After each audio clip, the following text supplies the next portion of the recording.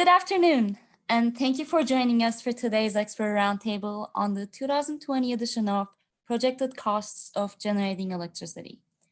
People from around the world have registered to participate in this event. To ensure a stable connection, and considering the large number of attendees, your video and audio functions have been disabled. You can still actively participate in the discussion by expressing your views, sending us your comments, and asking questions using the chat and the Q&A features. Please note that we may not have enough time to take all of the questions. If you experience technical difficulties, please try the chat function. You can also listen in by telephone. The international numbers are in the confirmation email message you have received. Today's discussion is being recorded and will be made available online in the near future. It is now my pleasure to give the floor to the Director General of the NEA, Mr. William D. Magwood IV. Sir. Well, good morning, or good afternoon, or good evening, wherever you are around the world. It's a pleasure to welcome you to this special web discussion regarding the release of our latest report, Projected Costs of Generating Electricity, the 2020 edition. This is a report that comes out every 5 years. It's done jointly between the Nuclear Energy Agency and the International Energy Agency.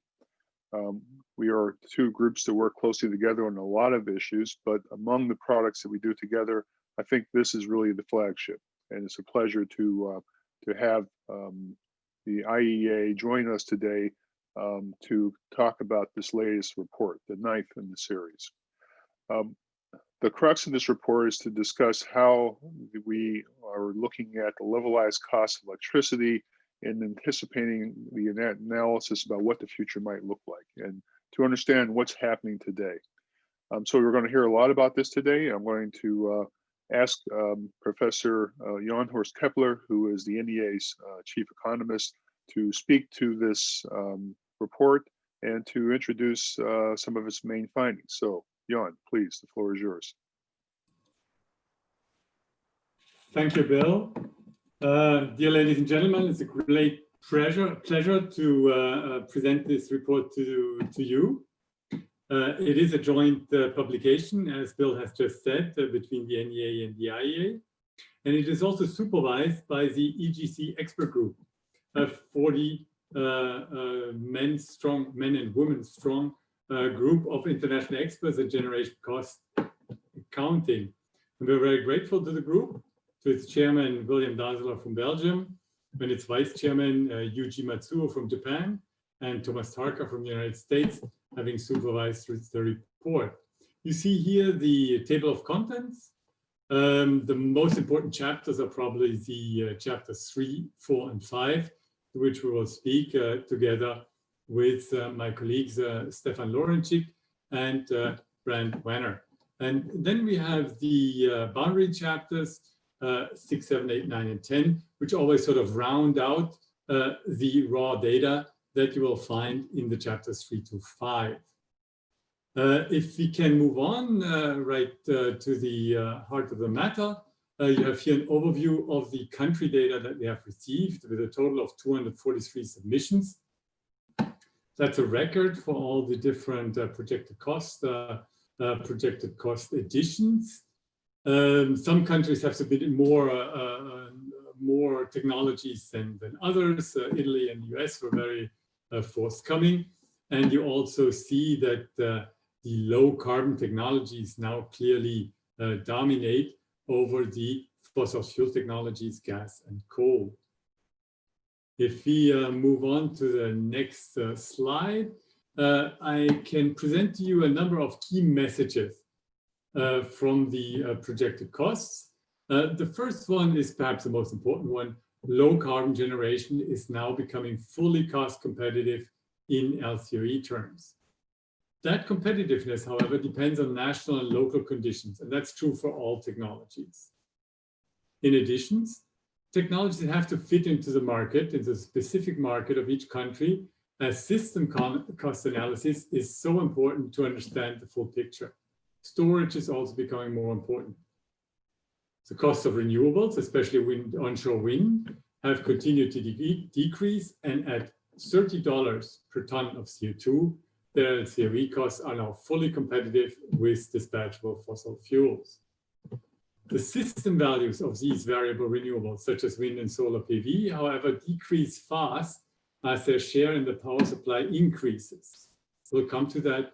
Brent Wanner will speak to these system effects.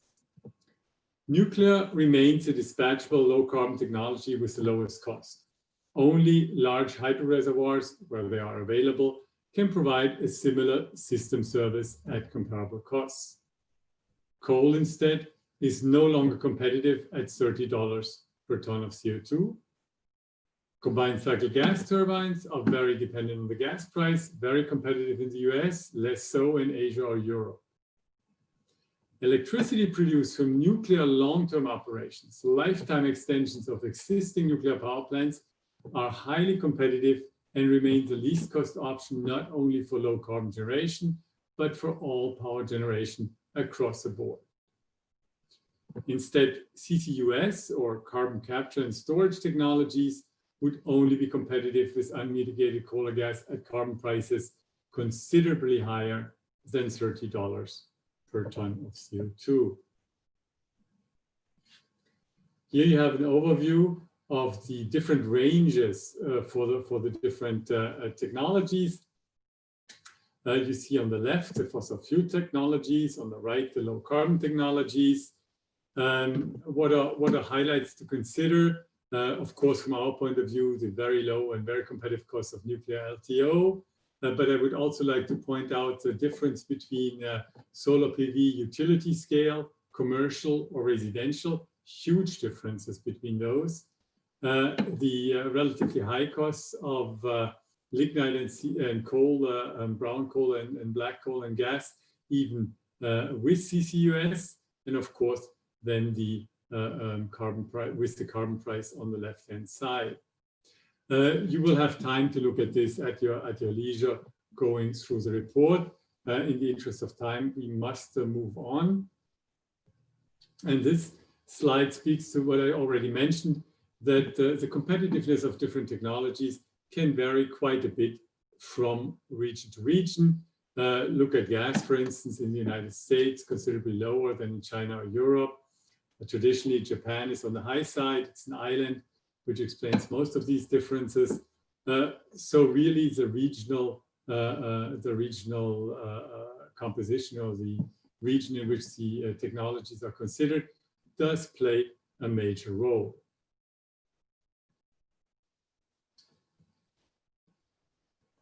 Next slide, please.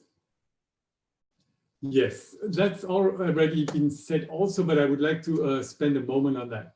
System cost, the contribution of a specific technology in the context of a particular system, are important to show the full picture. And for the first time, this edition really makes that point, has some numbers on that. And I think that's one of the key contributions of this new edition. LCOE, the levelized cost of generating electricity, is a well-known, relatively simple and transparent metric. Most of you are familiar with that. It compares baseload technologies under a set of common assumptions. However, LCOE, as much as we like it and depend on it, neglects the system contribution of different technologies, which depends on their variability, their dispatchability, their response time, their cost structure, place in the merit order, but also on the rest of the system configuration, and the flexibility resources. So if you have increasing amounts of variable wind and solar PV capacity, that impacts the load factors in LCOE of the flexible technologies, such as gas, coal, and nuclear. Those, however, remain indispensable as dispatchable backup. The system contribution of VRE declines also with their share in the mix, as shown by the average remuneration per megawatt hour in competitive markets. That's due to the autocorrelation of generators with zero variable costs that all produce at the same time. Optimizing least cost electricity systems thus does require system analysis. We have a report out in 2019. The IEA has made comparable reports. These are very, very important contributions. And we have, of course, the LCOE contribution by the IEA in the chapter 4 that you will hear about in a minute. Another first is the inclusion of storage in this report. You're well familiar with the intuitive fact that increasing shares of variable renewables will increase the volatility of electricity prices and therefore triggers more demand for flexibility options such as storage. Their costs are high but falling, and they're already competitive for very, very short time periods and in some niche applications.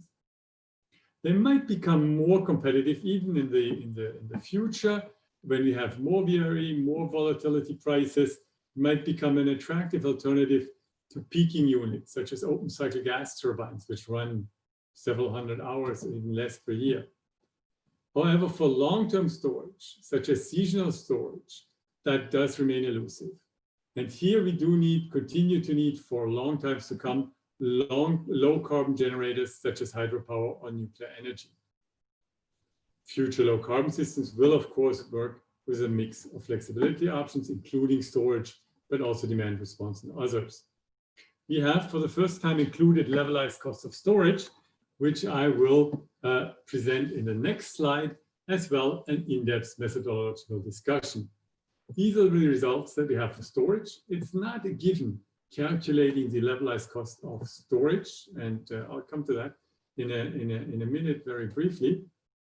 It depends on the question of capacity, question of the number of hours that you can deliver that capacity, the capacity factor, then as usual, of course, the investment cost. Look on the right-hand side, the levelized cost of storage, according to the RAUP measure, the required average operational profit. We'll come to that in a minute. And you see that numbers are still very, very different. But it's a start. It's a starting point. I'm personally very, very pleased that we have that included in the report. And of course, future work will need to refine that. This is, of course, one of the most important slides for us in particular, the levelized cost of electricity for nuclear power.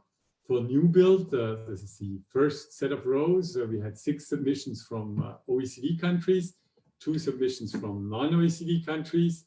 If we move to the right, you see, again, it depends, the LCOE very much on the financing costs. Nuclear is very competitive with at 3%, a little less at 7%, and considerably less at 10% of financing costs. That makes the financing question so important. And we have several projects ongoing on the financing of nuclear because of that importance. Let's move to long-term operation. This is for 10 and for 20 years. Here the LCOE is not so important. It's a very attractive option under almost all financing constellations. We had 4 submissions, 3 from Europe, 1 from the United States. Look at the numbers for yourself. Of course, if you move from 10 years to 20 years, the lifetime extension, lifetime operations, long-term operations will become even more attractive. These are numbers for 80, or these were numbers for 85%. We're now at numbers at 50% capacity factors. It's not only financing costs, it's also the capacity factor. Again, the system effect, because the system effect, of course, impacts the capacity factor. And here, of course, the costs for nuclear do go up. Again, 3%, of course, the lowest. But if you compare to the earlier slide, they are now somewhat higher. So it is important whether you can run your nuclear at baseload or whether you have to ramp up and down according to the demands of the system. That affects not only new build, but also LTO. So keep that in mind. Financing important, capacity factor very important. With that, I would like to pass the word to my colleague, Stefan Lorenczik.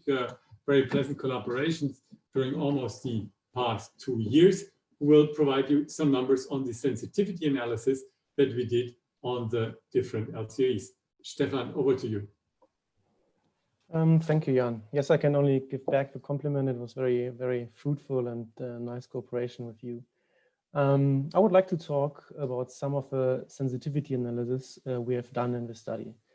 In order to be able to compare technologies with each other and between markets, we had to make some assumptions that are identical for all countries, or at least regions when it comes to fuel prices.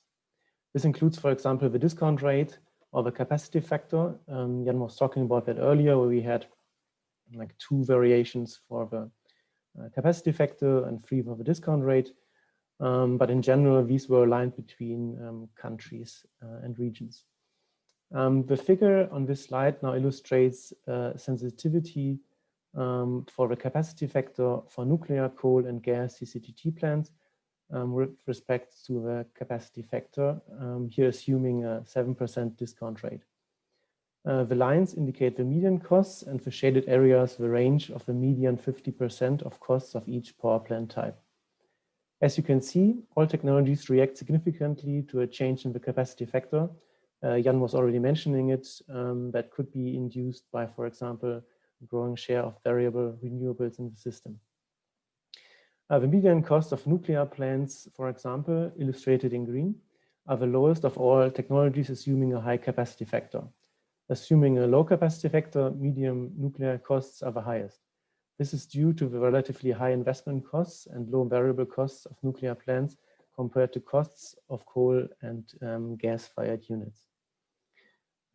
This illustrates that there's not one cheap technology, but the costs of technologies depend on the overall system, which is why, as Jan elaborated on earlier, system costs are important. I'm going to the next slide. We have a comparison here between new power plants and LTO. This means the long-term operation of nuclear plants. As you can see, making use of existing facilities and infrastructure of existing nuclear plants can significantly reduce costs when investing in extensive refurbishment to increase the lifetime.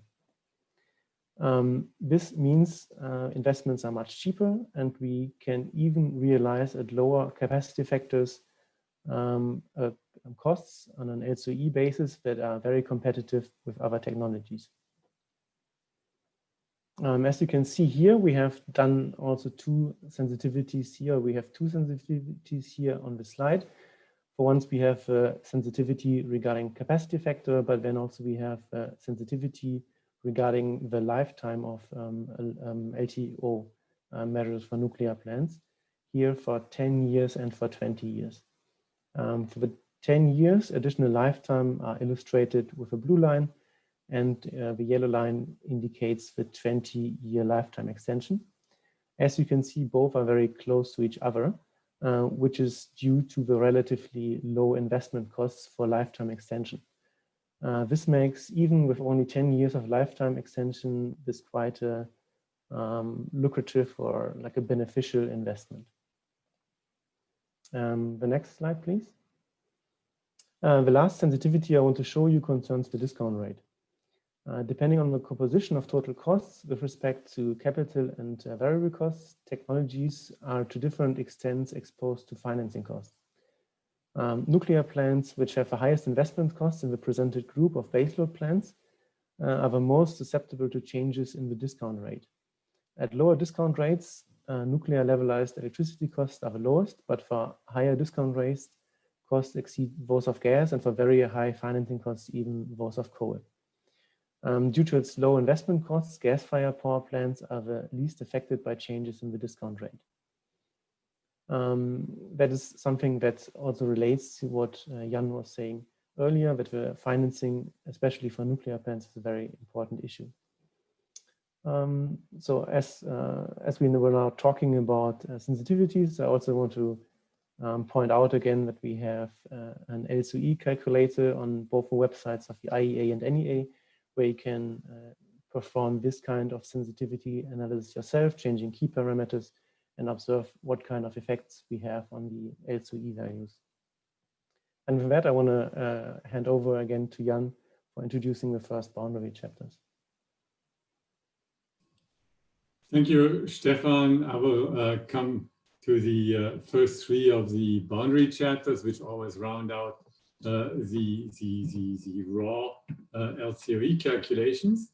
I already mentioned levelized cost of storage is methodologically not an obvious undertaking, so we're very happy about this boundary chapter by the KU Leuven University in Belgium.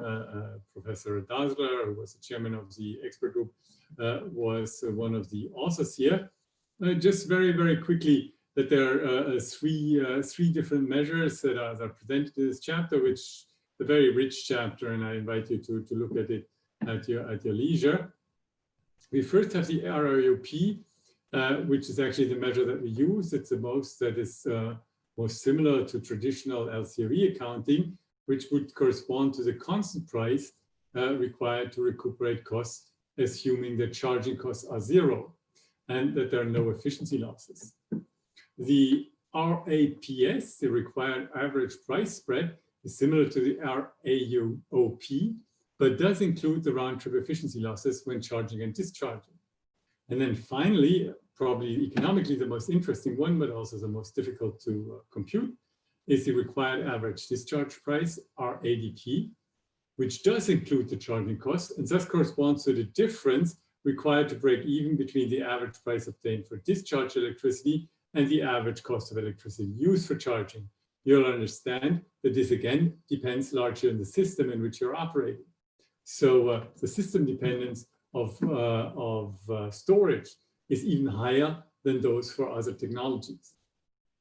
Just the graph just repeats what I just said. We can move on to chapter 7, which talks about carbon pricing, which is of course a prerequisite of decarbonizing our power sectors, and zero emission credits.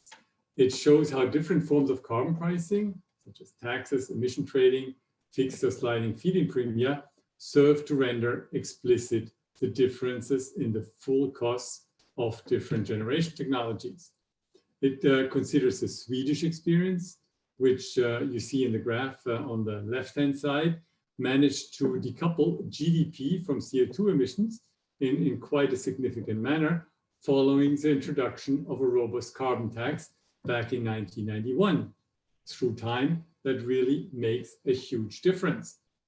It also includes a case study of the US experience of remunerating low carbon generations, such as nuclear, with zero emission credits, or ZECs, which is sort of sliding feed-in premium, or comparable to, it's not exactly the same thing, but you see how the revenues of a nuclear operator are higher with the ZECs on the right-hand side, rather than on the left-hand side, where it depends solely on the electricity market.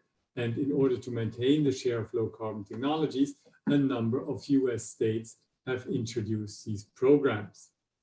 And finally, the chapter does provide evidence of the impact, no, not yet, please, on the impact of emission trading under the EU ETS on the inframarginal rents, so the profits of low carbon and fossil generators in Germany and France, under both grandfathering of permits and auctioning. And it does make a huge difference to different technologies in different contexts.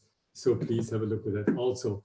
And I'll come to the last chapter that I will present, which is chapter 8, which is a chapter contributed by two colleagues here at the NEA, Michel Barthélemy and Antonio Valla. And it presents the perspective on the costs of existing and new nuclear power plants, and has three different aspects. First, it comes back to the long-term operations already mentioned of existing nuclear power plants. Today, the most cost-effective solution. But the pool of projects, of course, is limited because we only have as much power plants are already existing. It does contain a summary of a recent publication on unlocking reductions in the construction costs of nuclear, the Red Cost report, which deals with the construction of new nuclear power plants, large generation 3 reactors. The figure below numbers or shows a number of drivers of cost reductions, what new nuclear should cost, sort of by assuming a well-working existing system, and what new nuclear could cost on the right-hand side, those additional tweaks that might further reduce cost if we fully optimize the system. And then finally, the last part of the report speaks to technology innovation in the nuclear field. Please go back to chapter 8. Technology innovation through SMRs, so small modular reactors, whose new technical features do promise further cost reductions. However, there's still a number of challenges that need to be overcome in order to fully reach commercial viability. With that, I will hand over to Stefan, who will present the remaining boundary chapters and also conclude this presentation. Thank you very much. Stefan.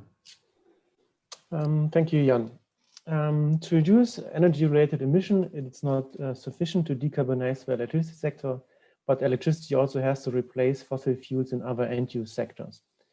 Chapter 9 is a contribution by the French electricity transmission operator RTE on the transformation of the overall energy sector through electrification and sector coupling. It follows a comprehensive socio-economic system approach, taking into account various components of the energy system. In particular, results are presented for the increasing penetration of electric vehicles. An example of that you can see here in the figure on that slide, showing different scenarios for additional electric vehicles on the streets of France. Other aspects in this chapter are the increasing hydrogen production using electricity, and finally, energy efficiency measures in residential heating for France and Europe until 2035. The last boundary chapter, please. Next slide. The last boundary chapter is about hydrogen. Hydrogen can help to solve two problems at the same time. First, it can help to integrate large shares of renewable energies into the energy system by transforming electricity into a product that can easily be stored and shipped and used, therefore, at a different point of time or at a different place. And second, it can help with the decarbonization of the, for example, the industrial sector, which in parts has very limited technological alternatives to fossil fuels. Based on the 2019 IEA report, The Future of Hydrogen, Seizing Today's Electricity Opportunities, Chapter 10 looks at demand for hydrogen today and in the future in different sectors in the industry for road transport and domestic heating. Additionally, hydrogen production options and associated costs today and expected costs in the future are presented by briefly presenting alternatives using gas and coal, and mainly focusing on using electricity for water electrolysis. The figure in this slide illustrates how production costs of hydrogen with electrolysis vary around the world when using solar PV, dedicated solar PV and onshore wind in different parts of the world. Finally, in this chapter, the authors take a deeper look at the interaction of hydrogen production and the electricity system, looking at how it can support the integration of variable renewables being used for long-term storage, but also as a fuel for the electricity generation. The last of the next slides then concludes. I would just want to give a brief summary of what we said in this presentation. So the good news is that low carbon technologies are competitive. In almost all countries, we have very good alternatives, or in all countries, we have very good alternatives, being it wind or PV installations or nuclear power or hydro installations. This is available. So this is very good news for tackling climate change and continuing with the energy transition. Long-term operation of nuclear plants has significant cost benefits and additionally lowers the costs of nuclear compared to building new plants. Throughout the study, we were assuming a CO2 price of $30 per ton. And with that assumption, coal power plants without carbon capture, usage and storage are no longer competitive. When we take CCS into account, we would require quite high CO2 prices to make CCUS plants competitive with their non-mitigating counterparts.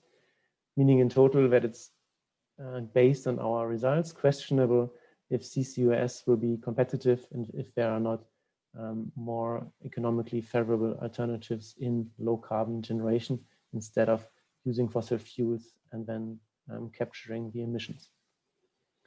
What is very important, what Jan also pointed out earlier, is that there are regional differences between countries.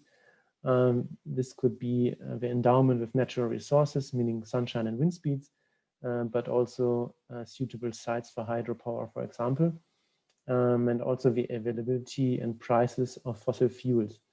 For example, when we think about the US, where gas prices are relatively cheap compared to other regions of the world, where also gas power plants are relatively cheap compared to other technologies.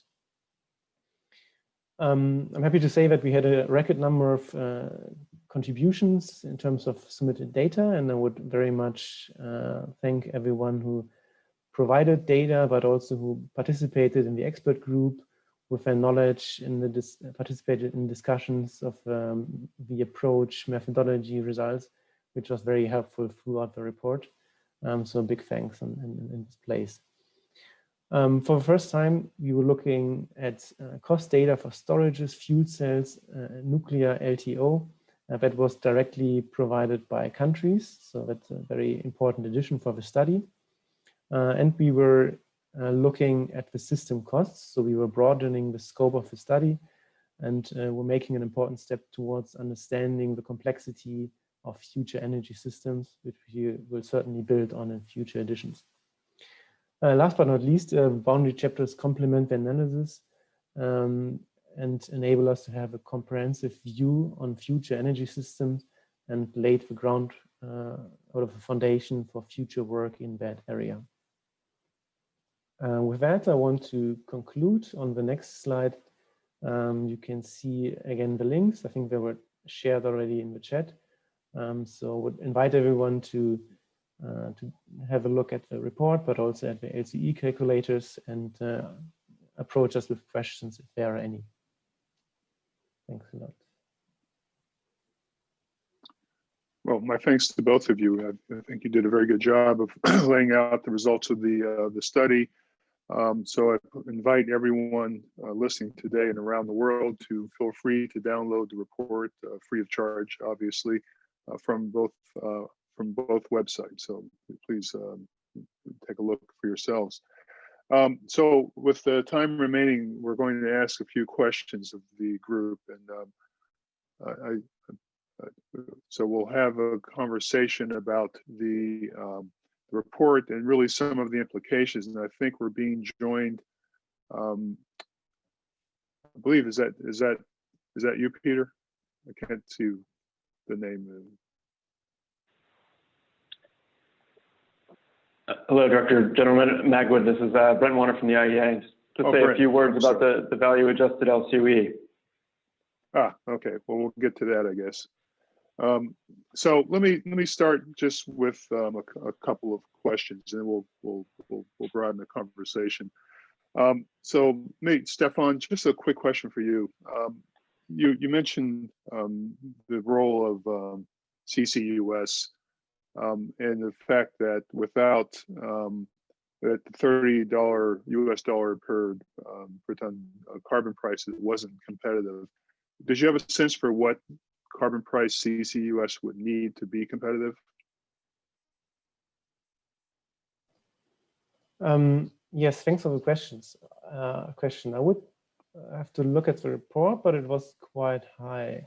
It was something in the area of around here it is, around 60 US dollars per ton for coal, and for gas even higher, and it's around 90 US dollar per ton of CO2.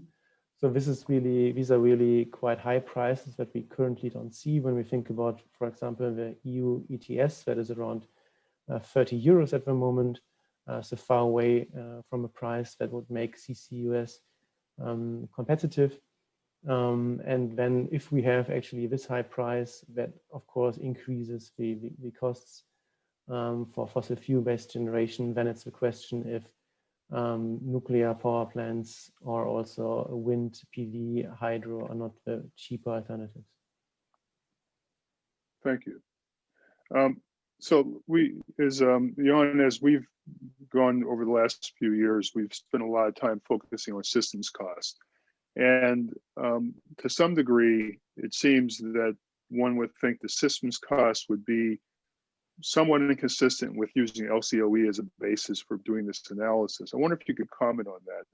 And then I'd like to see also what Stefan and Brent think about this. And I think Brent's going to add some more to this conversation as well. But Jan, why don't you start and give some perspective on how you see these. Thank you, Bill. That will make a nice transition towards Brent's presentation. I mean, when we do the system cost analysis, we do, of course, use LCOE numbers as an input and the same data. We just then look at it in terms of how it fits all together in the system. And there then the difference and to some extent the divergence between LCOE numbers and system value numbers sort of emerges. So I really don't see it as a sort of contradiction. Nevertheless, you're pointing out towards sort of a historic dynamic trend.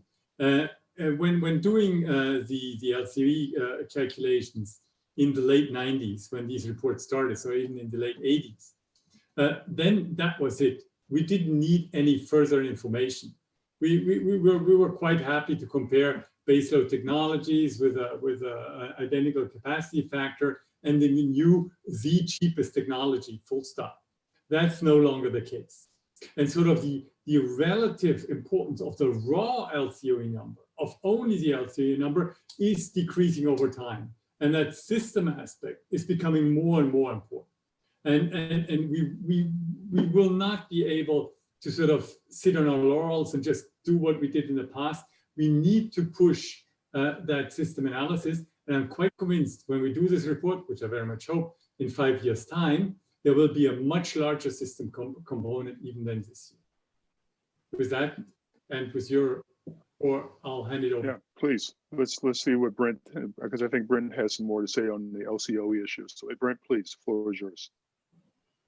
Thank you, Dr. General Magwood, and thanks for the chance to say a few words here. I think that's a perfect question about how system costs and LCOE interact, the interplay between the two, and I agree very much with Dr. Keppler's assessment that these are, they're not an either-or kind of question. We need both the LCOE information and an analysis of the system costs.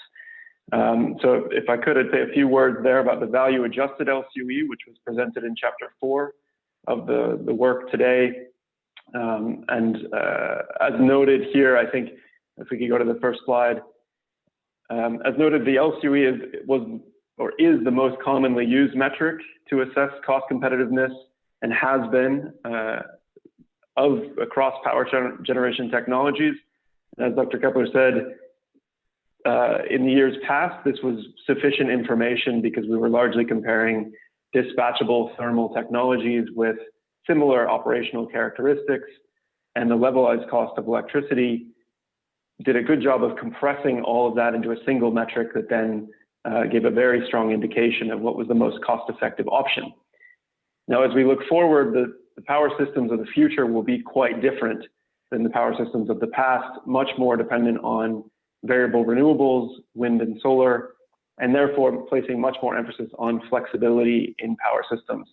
And that means that the comparisons of LCOEs alone, we needed to broaden that. We need to then think of the system cost and system value to be able to then compare a wider set of technologies, ones with quite different operational characteristics.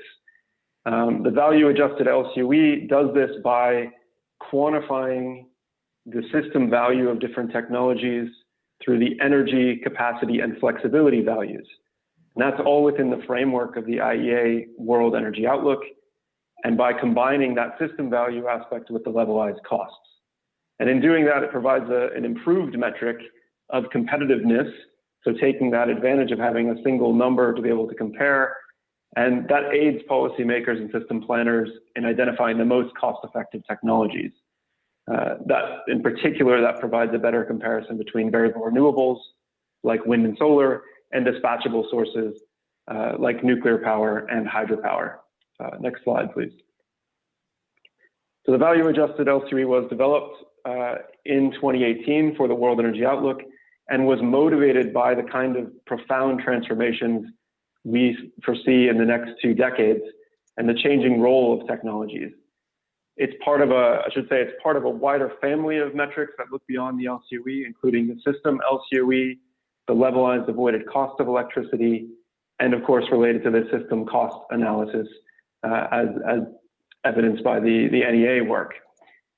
So the value-adjusted LCOE is based on the modeling capabilities of the World Energy Model and representing hourly electricity demand and supply. That gives a view into the power system operations of tomorrow with new drivers of electricity demand and the evolving power mix.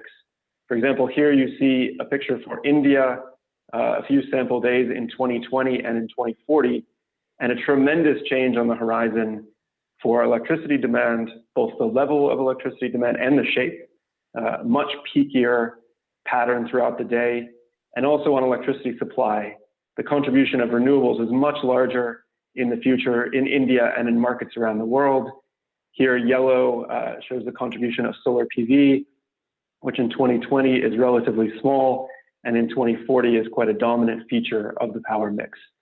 And with more than 130 countries around the world, with clear policy supporting wind and solar PV, this will become a dominant feature of power mixes around the world.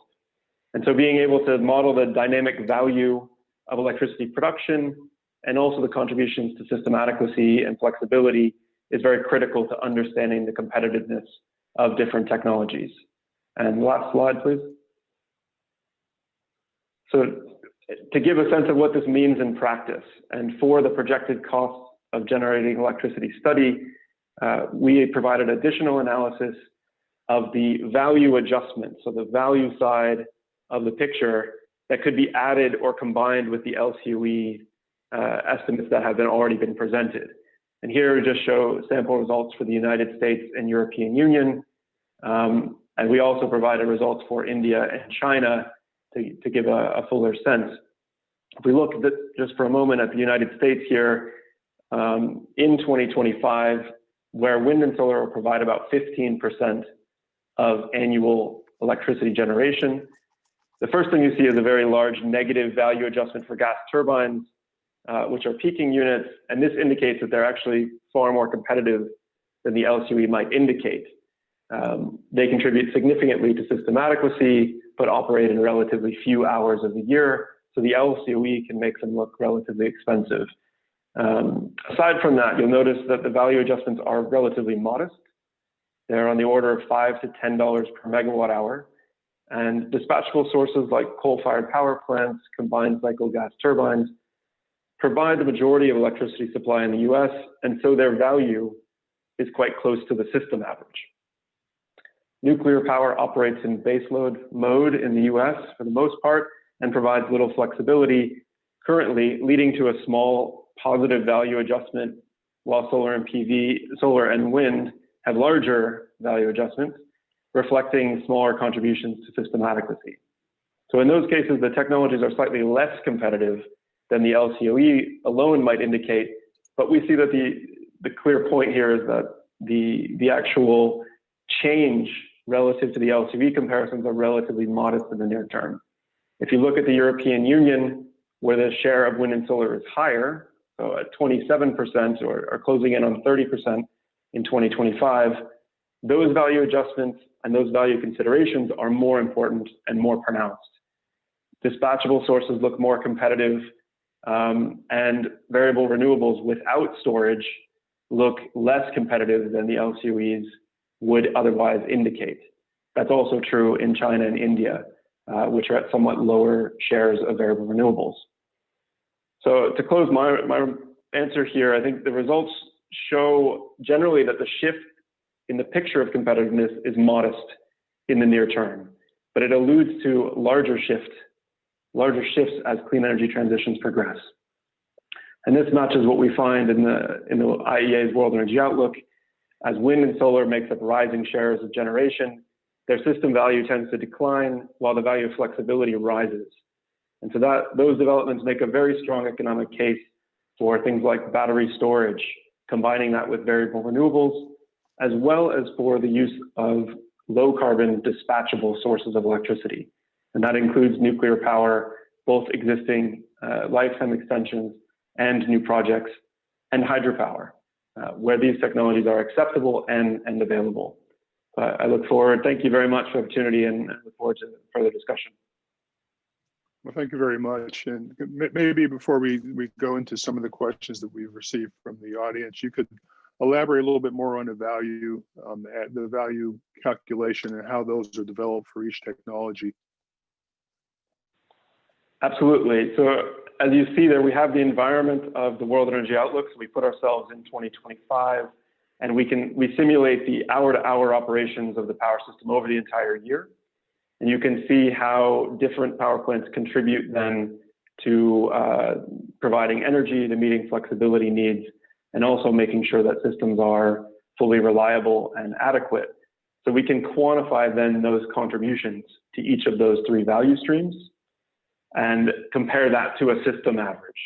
So imagine if your system was entirely comprised of coal-fired power plants, then of course their system average, or their average, would be the same as a system average. But we have diverse power systems where solar PV, for example, may contribute relatively little to system adequacy, to flexibility, but significantly more to energy. And the timing of that production, how valuable is it to the system? All of these questions we can represent in the hourly model and then put to quantify those clearly, which provides then moving past a qualitative discussion into a quantification of how large are these impacts. Okay, well, thank you very much. So let's go to some of the questions. And let me ask the very broad question of all three of you, and each of you perhaps can give a thought about this. And that is, what do you take from this as far as what the energy framework will ultimately look like? Where are we going? Where does this analysis show us the future is going to look like? Maybe I don't know, we'll go down the lines. Maybe start with Jan and go down the line. Well, that's a very difficult question. But I mean, it's almost obvious.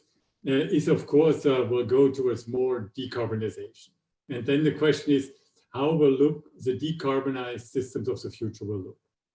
And very clearly there will be a mix of renewable and dispatchable low carbon sources, wind and solar PV on the one hand, and nuclear and hydro on the other. And then it's a question of the stringency of the carbon constraint. If you go towards a system with 50 or 100 grams of CO2 per kilowatt hour, then you have some residual gas, and then you have a system that works quite well. Let's say 1/3 nuclear, 1/3 renewables, 1/3 gas, and that makes sense under a lot of different sort of perspectives. However, if you want to go further, then I think the net zero approach. Then I think we see from the data that we have a number of issues emerging. We will not be able to do it probably with only flexibility sources such as demand response and renewables. So the share of dispatchable low carbon will need to increase. So there's a big question for the future. Are we aiming for 50 or 100 grams of CO2 per kilowatt hour, or are we aiming even more ambitious? Stefan, comment? Yes, I fully agree with Jan. We will need a mix of different sources, and this will be on the supply side, but also on the demand side. I think this is gaining importance as electricity, I think, is at the center of the energy transition, and electricity is there to decarbonize all the other sectors to a large extent. So this will be very important when we think about having a lot of electric vehicles, electric heating. This will be a huge challenge for the electricity system to cope with that.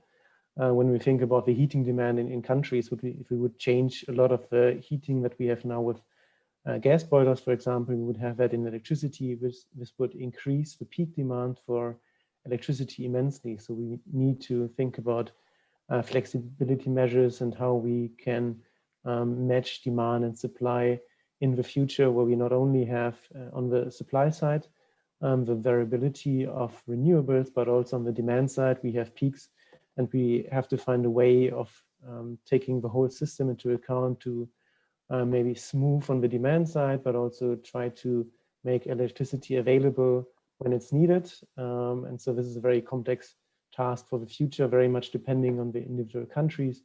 If we have a country with a lot of cooling demand, for example, or heating, then it depends on what kind of production plants are in use. Is it solar PV? Is it wind? Is it nuclear?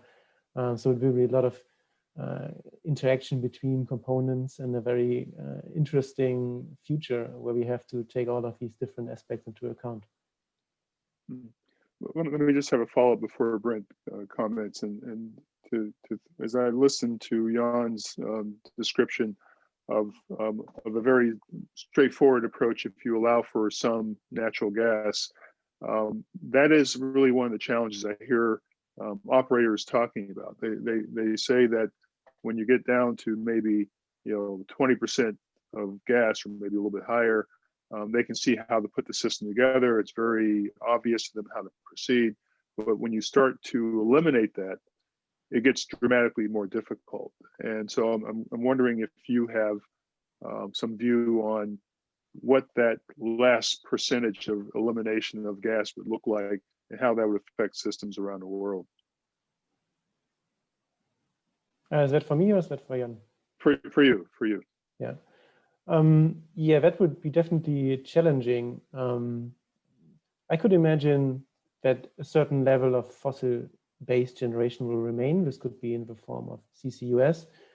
And we could also have some kind of negative emissions. I think really going to zero emissions in the electricity sector would come along with very high costs, and having some kind of backup capacity with fossil fuels, I don't think that would be the worst thing to do in, say, at least the medium term. In the long term, it's maybe something else, when we also have maybe hydrogen as an alternative to then use that for peak situations. That could be a medium solution, but also, of course, we have to look at maybe nuclear when we have advances in small modular reactors that maybe can also be used on a smaller, like small scale reactors that are flexible to react to changes in demand, and that are also not that capital intensive. So they also make maybe economically feasible, even with, let's say, lower capacity factors. This could also be a promising option for the future. Thank you very much. Brent, comment? Thanks. Yeah, I think the energy system of the future, I mean, one thing is very clear, is that electricity is at the heart of modern economies already, and is only becoming more so. So in some way, electricity security is also becoming more important. And this is changing quite dramatically, with flexibility being at the core, which is a shift, I would say, from the past, where system adequacy was really the main element of thinking about electricity security. And in terms of the optimal mix, to agree with Dr. Keppler and Stefan, is that I think it needs to be decarbonized and diverse. We need renewables, nuclear power, and carbon capture technologies where they can be deployed. We know solar PV, we've declared as crowned as the new king this year in the World Energy Outlook. It's the leading source of growth in all our scenarios over the next 2 decades.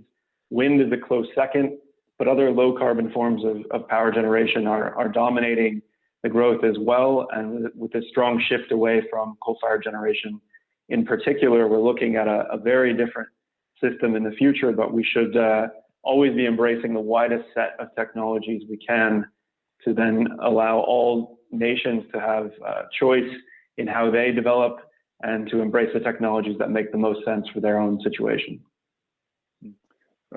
So we're running out of time, but I do want to follow up on something you said, that solar is becoming the king. We certainly see huge deployments around the world. And, of course, as many people have observed, solar is wonderful at noon, but it's not so great at midnight. So that raises a very important aspect. And a lot of the questions that we receive, which we are not going to be able to get to, focus on storage. And so I think there's a lot of interest in storage. And I wonder if very quickly the three of you could just sort of, and again, I'll go backwards this time to start with you, Brent. Talk to us about storage and maybe even include thermal storage, because I received some questions about thermal storage. How do you see storage coming into play over the next decade? And how do you think that, and how successful do you think we're going to be in deploying storage at large enough quantities to make all this work? And then we'll close. Absolutely. Okay, it's a great question, and I think battery storage and overall thermal storage will be much more important part of tomorrow's power systems. We've long used storage. Hydropower has been the main area where we've had storage, whether it's pump facilities or the hydropower reservoirs. And in some way, fuels themselves are storing the energy as well. So in some way, it's always been a part of power systems and the energy system. But I think we see a very large opportunity for battery storage, in particular, when we're thinking about pairing it with solar PV. There are some markets where shifting the output of solar PV by a few hours then aligns much better with demand patterns. India is a perfect example of that, where if you can do that, you can then meet peak demand and provide a much larger share of the overall generation for the year. In the longer term, though, we'll need all sorts of flexibility, including all sorts of storage. Thermal storage can then be a very nice way to link across sectors. And I think one of the boundary chapters discusses that, and I think that's a key area that the energy systems of the future will be have fewer boundaries. They will be connected in more ways through more flows of energy, and heat will be another part of that. Stefan? Yes, I agree with Brent that storage is essential, and we will have a large portfolio of storage solutions, I think. That could be battery storage, hydro storage systems that we already have on large scale today, depending on the country, of course. It could also be hydrogen for long-term storage. And thermal storage is very essential, just to connect to the point I was making earlier, when we have an electrification of the heating, residential heating. And we have a huge peak when everybody would do it like today. When they get up in the morning, they would turn on the heater, and they have gas heating that works. But if that's happening with electric heating, that might be too much of a stress for electricity system. So we need thermal storages also there as a way to smooth demand and to maybe preheat during the night when demand is generally low, and maybe when a lot of renewables are available, to kind of smooth demand in the early hours of the morning, also during the day. And Jan, you'll get the last word. And maybe when it comes to storage, thermal storage might be more relevant for nuclear in terms of how to enable, for example, enabling nuclear plants to run at full capacity all the time, as opposed to trying to load follow. But please comment. Yes, I mean, storage is a huge area. It's a very, very wide field in years to come. And we have everybody a little bit tendency to call about storage as it was sort of a homogeneous technology. It's not. It's many, many different solutions to many different aspects of the system. So that's going to be a huge, will demand a huge effort of research. The trouble a little bit is, for me as an economist, or for Stefan and Brent, also economists, is that the systems will become extraordinarily messy, extraordinarily complex, and sort of standard economic analysis will sort of need to be combined with sort of social considerations, technical considerations, and so forth. And it will require system analysis because now it's including also the sector coupling in an even broader way. And then, as you mentioned, Bill, storage is also linked to certain technologies. And nuclear, I don't know, thermal storage, one solution. Hydrogen production is another storage vector which integrates with nuclear, and with which we are currently researching. So it's a wide field. I think in some areas, when we're talking about minutes, storage already today is extremely competitive. If we're talking about hours, which is basically the batteries coupled with solar PV that Brent mentioned, then I think we're on the cusp of getting competitiveness. If you talk about longer days, weeks, months, then storage is not competitive. So it's really a very complex debate. But as you suggested, it's at the heart of the discussions about electricity systems to come. All right. Well, it sounds like the future focus will have to look a lot more at storage and a lot more detail. So that will be something I think we'll be working on. So with that, we are out of time, gentlemen. Thank you very much. Very interesting discussion. I wish we had 3 more hours. I think we could explore a lot of these things in more detail, but we do have to go. So I will ask the disembodied voice to carry us off. Again, thank you very much.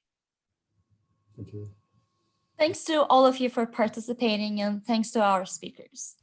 For further updates and news, we encourage you to follow us on social media. The NEA is on Facebook, Twitter, and LinkedIn. Thank you, and goodbye for now.